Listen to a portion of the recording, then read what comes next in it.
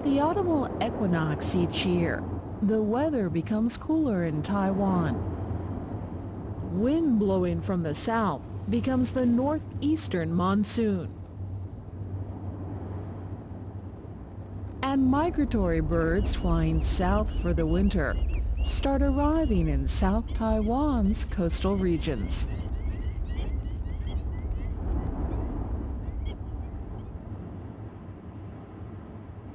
The abundant natural resources in the estuary wetlands along the flat western coastline of Taiwan provide an ideal habitat for various species, including the rare and endangered migratory species, the black-faced spoonbill.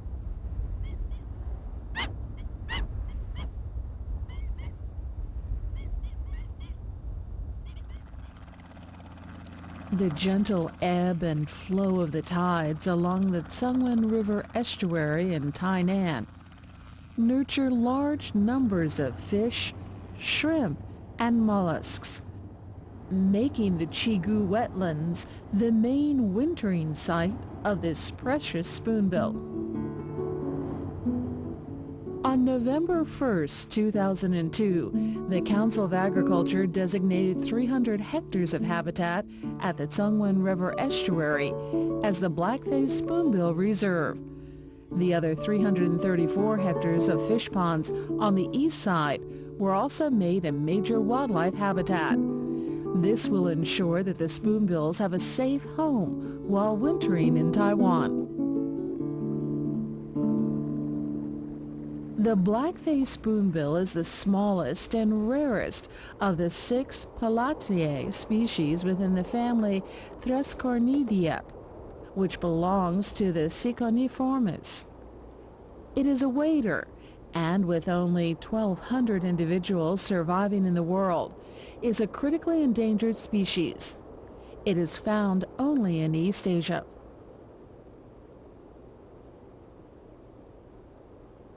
The dark, bare, patched area is distinct in front of the eyes of the black-faced spoonbill, with its long black bill that expands at the tip and is shaped as a spoon.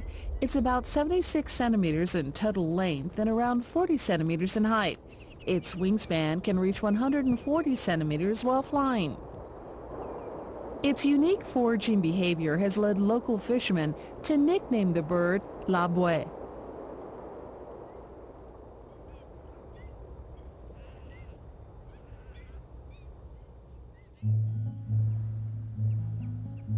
At dawn in the reserve, spoonbills returning from the fish ponds gather together in a line. With heads and long bills tucked into the feathers on their back, they rest either on one leg or both.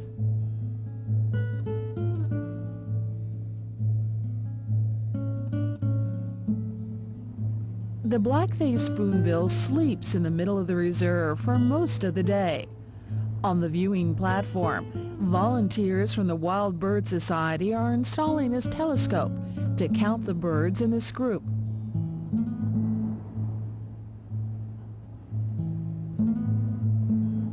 The black-faced spoonbill often rests on just one leg. Perhaps one of the reasons for this is that they want to conserve body heat during cold spells. Black-faced spoonbills share their habitat with Ardeda species, herons and egrets.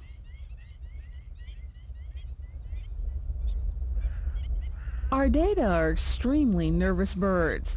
They take flight immediately at the slightest rustling of the reeds, and the black-faced spoonbills always keep alert after them.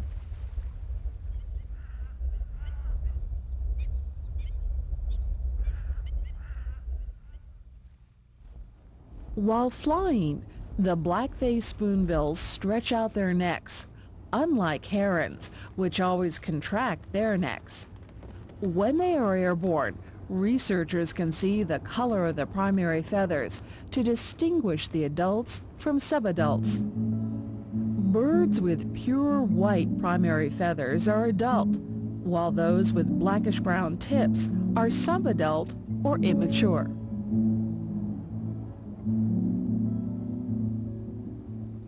This floating feather came from a subadult individual.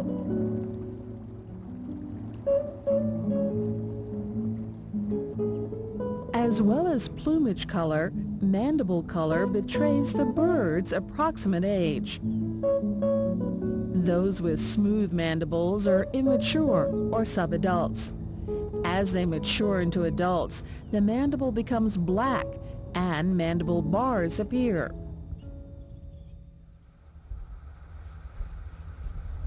The fish ponds north of the reserve are used mainly to rear clams.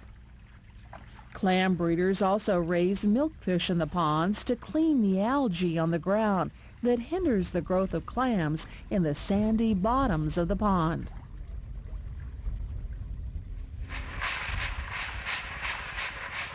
After the clam harvest, the fishermen usually let the ponds dry up. The small fish and shrimp are forced into a small area. Large numbers of great egrets, little egrets, and black-faced spoonbills take advantage of the feast on offer. When foraging, they wade quickly through shallow water, their half-open bills thrust into the water, bodies twisting as they swing their heads from side to side to feel for and gulp down fish.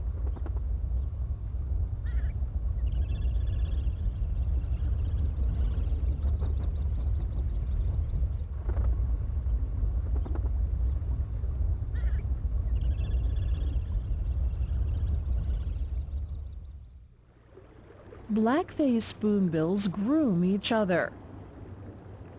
Next to foraging, grooming is the second most important activity of the wintering spoonbills.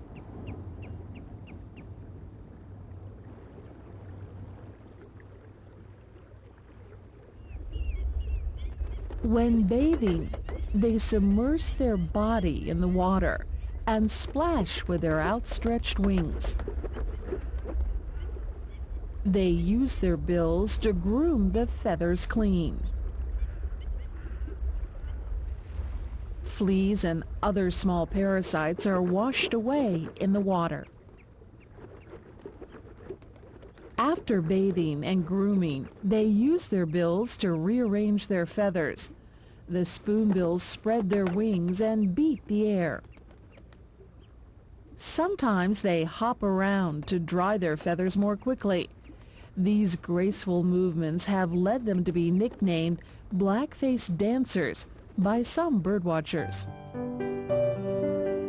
During the day, apart from resting, some birds play with other members of the group.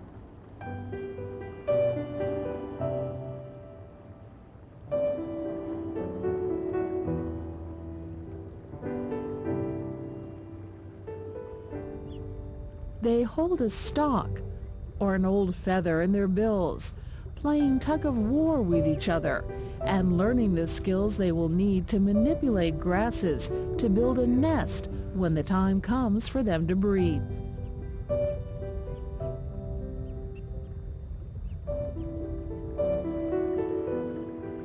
Some black-faced spoonbills gather around the gray mangroves and vie for the highest position.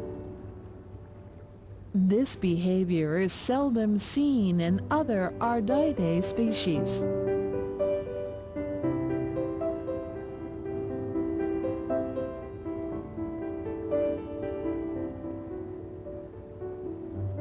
The spoonbills do not stay in one fixed place within the habitat, but follow the ebb and flow of the tide to find the shallows.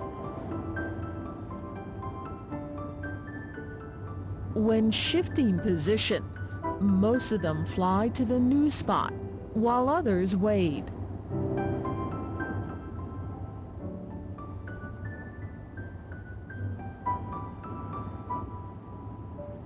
This movement gives researchers a good opportunity to conduct population surveys.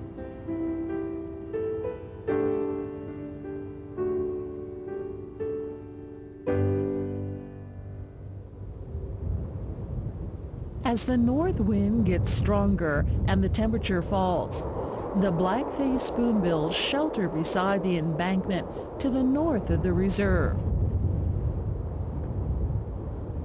Although it is cold, this is the best time to watch the birds.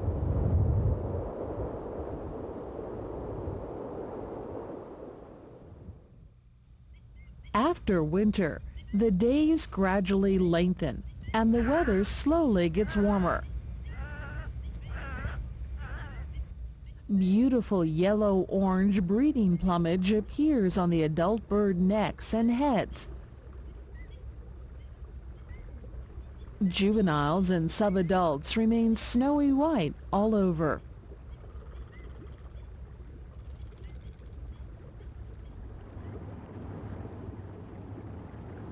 From February through to April or May, the black-faced spoonbills gradually spread out of the reserve. Up to 300 spoonbills have been known to gather at the Sichuan Reserve in Tainan City at this time. Most of them are juveniles or subadults. In recent years, a population of around 40 subadults has been seen, up until May, at the disused salt pans at Dingshan Village in Qigu. These youngsters are staging before their northward journey.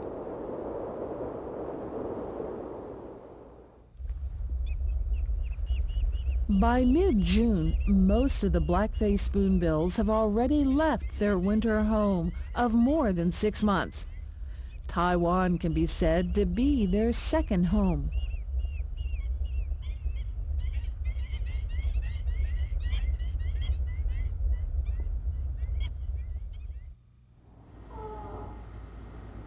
From late February to early March, the first group of adult black-faced spoonbills began their arduous journey north to breed, their feathers glossy with health.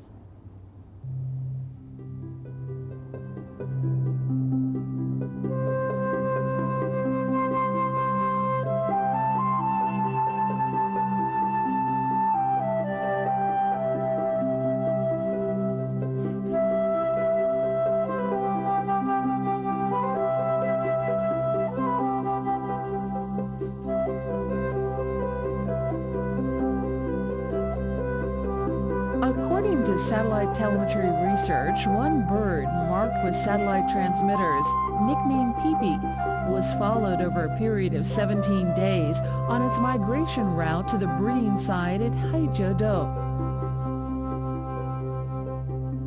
Known breeding sites are concentrated mainly on the small uninhabited offshore islands of North and South Korea around the 38th north latitude. Because of military restrictions at the demilitarized zone, it is extremely difficult to visit the islands for research. The only known breeding site in China is a small uninhabited island off the Liaodong Peninsula, known as Xingren-duo.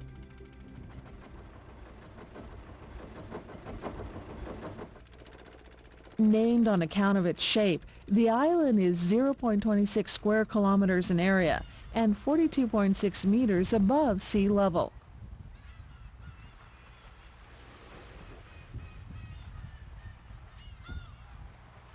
According to local fishermen, around April 20th each year, several black-faced spoonbills arrive in the area and then fly away.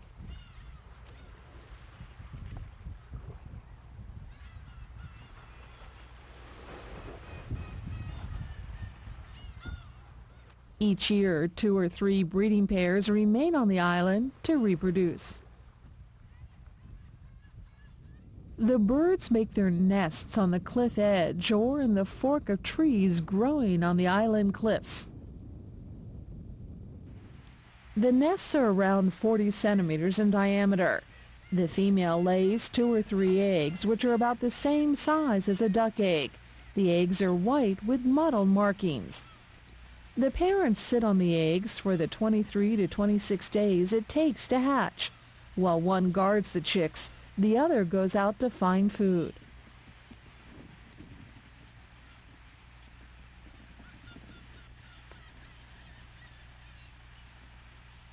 The parents return to the nest with food twice a day, according to the tide.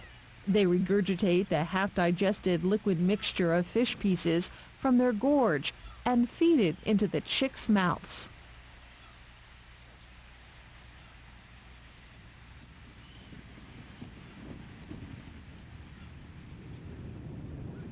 During the hatching period and while the chicks grow up, sudden attacks from herring gulls and peregrine falcons present a serious threat to the eggs and chicks. These two species are the natural enemy of black-faced spoonbills while breeding. The parents continue to feed and care for their chicks for 35 to 40 days.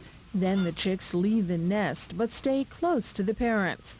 At around 7 weeks old, the young can fly, and 3 months after being hatched, they are ready to accompany their parents on the southward migration. By mid-August, all the birds have left the island to begin yet another long journey to pass the winter.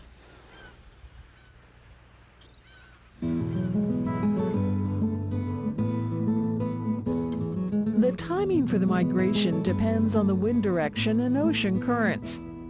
Once the northwestern monsoon begins, the spoonbills flock together and fly south. When the wind starts blowing from the south and the weather starts getting warmer the following year, they make the journey back to their breeding sites.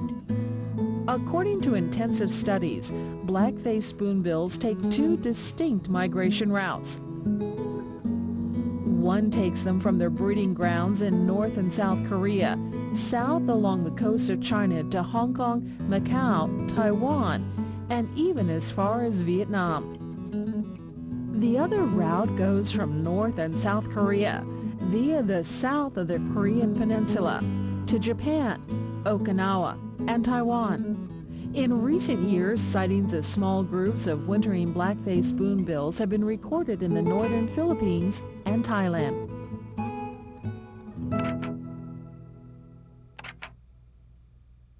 From December 9, 2002 to January 3, 2003, a total of 4 waves of avian botulism struck the black-faced spoonbill population at Tsengwen River estuary, north to the Black-faced Spoonbill Reserve. Avian botulism bacteria are widely distributed in organic soils. As the bacteria multiply and die, a toxin is released, which affects the nervous system, causing muscle paralysis. Infected birds are unable to fly or hold their heads erect. They become unsteady on their feet and breathe rapidly with open bills. During the outbreak, a total of 73 birds died. 17 others were rescued by conservationists and experts at the Council of Agriculture, Tainan County government, the Endemic Species Research Institute, and Tainan Shen Livestock Disease Control Center. They were released back into the wild after assessment. Although the outbreak of avian botulism affected the already precarious spoonbill numbers, it also provided an opportunity to strengthen overall conservation measures. On February 18, 2003, the first batch of 15 recovered black-faced spoonbills were successfully released into the reserve to join the rest of the population. The second release of 2 recovered spoonbills took place on March 16th.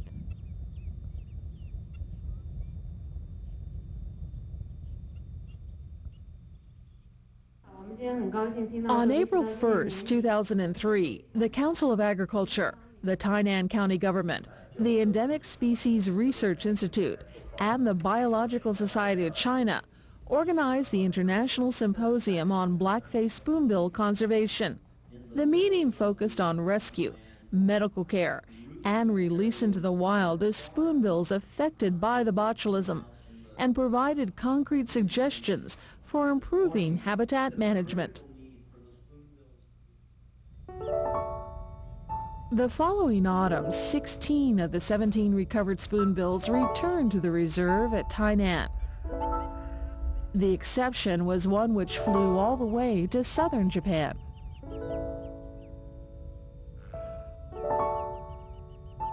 It is still unclear whether the outbreak of avian botulism will affect the future population of the black-faced spoonbill. However, people should know that it is important to offer a healthier habitat for them. Furthermore, intensive media reports on the situation increased public awareness of the dire need for black-faced spoonbill conservation. In the past, the concept of conservation was not as popular as it is now in Taiwan. Black-faced spoonbills were hunted and killed. Up until recently, human interference and injury were still evident.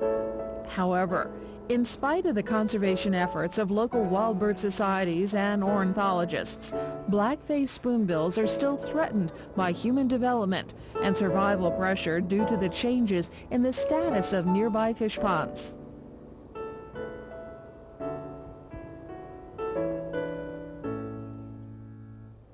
The conservation of black-faced spoonbills is an international matter, and Taiwan must do its best to continue resolving this important issue. 黑面琵鹭自从划设保护区之后，那么大概面临一个比较严重的问题，那么就是每年在黑面琵鹭要离开了最后一个半月左右呢，因为通常是比较旱季哈，所以当地的这个水咸分比较高，这个鱼后的资源呢就常常不够这个黑面琵鹭来觅食。 所以迫切需要改善它的栖地呢，让栖地的盐分呢可以降低，那么有比较充足的鱼后资源可以过冬，这是一个迫切需要整理的一个栖地的问题。那么第二个就是它需要有一个更好的生态保育的解说的环境以及生态旅游的环境。那么所以呢，我们正在建构黑面琵鹭的保育的管理中心，作为生态旅游。 生态教育的一个场所，那么另外呢，黑面琵鹭的整个生态系啊，包括它的觅食的食物链，包括周边其他的鸟类的整个生态的共生关系呢，事实上呢，很需要进一步的研究。那么这样的一个研究呢，的确需要政府的资源以及相关的学术界呢，大家来通力合作。 We cannot ignore the fact that species extinction arises not only at the hands of nature, it is also caused by man's destruction of habitat through excessive land development. The keys to resolving this problem lie in our attitudes toward and efforts at conservation, and in having far-sighted environmental planning and management. Whether or not black-faced spoonbills make Taiwan their winter home forever depends on continued cooperation with other nations and our wisdom in balancing the need for conservation with regional development.